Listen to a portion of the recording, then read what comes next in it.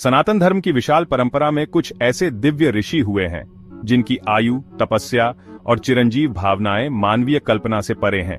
इन्हीं में से एक हैं महर्षि लोमश।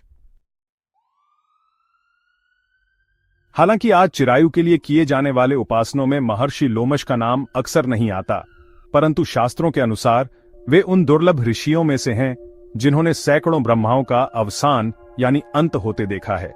कल्पना कीजिए, ब्रह्मा जी का एक कल्प यानी एक दिन होता है जिसमें 1000 चतुर्युग समाये होते हैं।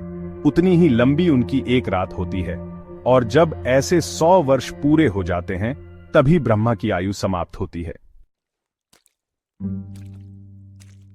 और महर्षि लोमश, उनका एक दिन तब पूरा होता है जब ब्रह्मा का एक दिन समाप्त होता है, और उस दिन के अंत में उनके शरीर से केवल एक रोम, एक बाल झड़ता है।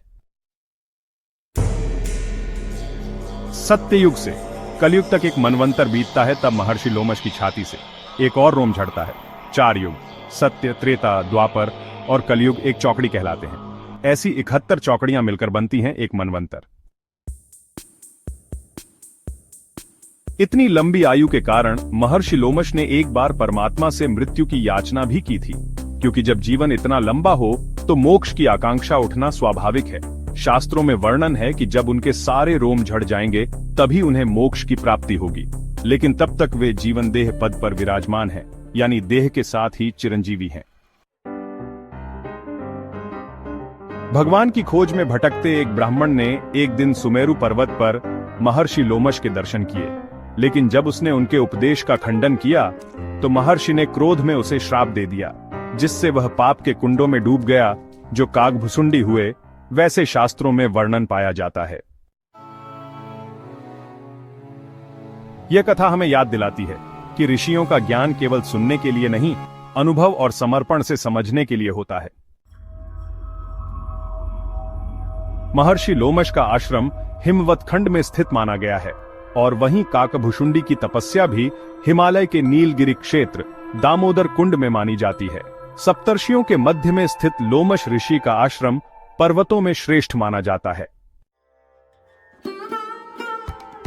महर्षि नारद से उपदेश प्राप्त करने वाले वाल्मीकि ऋषि ने भी भृगु पर्वत का उल्लेख किया है, जो लोमश ऋषि से जुड़ा हुआ है। अलकानंदा और मंदाकिनी नदियों के संगम रुद्रप्रयाग में भगवान कृष्ण ने भी शिव की आराधना की, और गीता में कहा, मेरु शिखरिणाम हम, पर्वतों में मैं मेरु हूं। और यही कारण है कि मेरु पर्वत को सबसे उत्तम माना गया है। कहा जाता है कि नेपाल के लमजुंग जिले में महर्षि लोमश ने दीर्घ तपस्या की थी, इस कारण वह स्थान पवित्र तीर्थ स्थल माना जाता है। नेपाल की पावन भूमि में अनेकों ऋषियों, मुनियों ने अपनी तपस्या की और मोक्ष प्राप्त किया। हर दिशा, हर पर्वत, हर जलधारा उनके तप और ऊर्जा से पूरित है। यह भूमि केवल भौगोलिक नहीं, आध्यात्मिक ऊर्जा की जीवंत धरा है।